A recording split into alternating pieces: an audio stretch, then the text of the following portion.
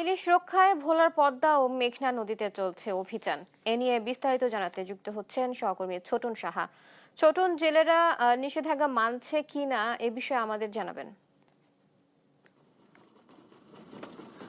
বুবলি, আপনি যেমনটি বলছিলেন মা ইলিশ সংরক্ষণের লক্ষ্যে এই যে ইলিশের প্রধান প্রজনন যে মৌসুম চলছে, এই কারণে কিন্তু মা ইলিশ রক্ষায় অভিযান চলছে এবং আজকে কিন্তু আপনার 14 দিন চলছে অভিযানের। এই 14 দিনে এখন পর্যন্ত আমরা যেমনটি জেনেছি 292টি অভিযান পরিচালিত হয়েছে এবং এই 292টি অভিযানে কিন্তু 83 জেলেকে কিন্তু কারাদণ্ড দেওয়া হয়েছে। আমি এখন রয়েছি একটি অভিযান দলে মৎস্য বিভাগের, যেটি পুলিশের সমন্বয়ে এই অভিযানটি পরিচালিত হচ্ছে। একটু মৎস্য কর্মকর্তাকে লাইভে যুক্ত করব এবং তার কাছে জানতে চাইবো আপনাদের যে অভিযান চলছে, তারপর আমরা দেখছি কিছু কিছু জেলেরা মাছ ধরার চেষ্টা করছে, আপনাদের অবস্থানটা কি?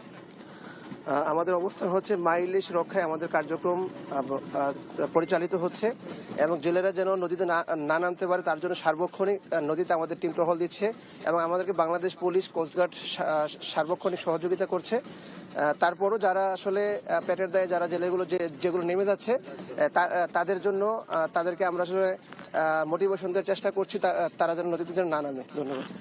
ধন্যবাদ বুবলি। যেমনটি শুনছিলেন যে অভিযান নিয়ে মৎস্য বিভাগের যে অবস্থান সেটি কিন্তু আমাদেরকে বলা হয়েছে এবং আমরা যেমনটি জেনেছি এই অভিযান পরিচালনার ফলে যে সমস্ত জেলেরা বেকার রয়েছে নিবন্ধিত, তাদেরও জন্য কিন্তু চাল বরাদ্দ দেওয়া হচ্ছে এবং সেটি বিতরণ কাজও চলছে। প্রায় 50 ভাগের মতো বিতরণ কাজ সম্পন্ন হয়েছে এমনটি আমরা জেনেছি। এবং একই সাথে আপনাকে একটি তথ্য যুক্ত করতে চাই, গত 4 অক্টোবর থেকে কিন্তু এই অভিযানটি শুরু হয়েছে এবং আগামী 25 অক্টোবর এই অভিযানটি কিন্তু শেষ হবে এবং এরপরই কিন্তু মাছ ধরায় কোনো নিষেধাজ্ঞা থাকবে না এবং জেলেরা আগের মতো মাছ ধরতে নামবেন। তো এ ছিল আমার কাছে ইলিশ রক্ষা যে অভিযান চলছে তা নিয়ে সর্বশেষ তথ্য। বুবলি।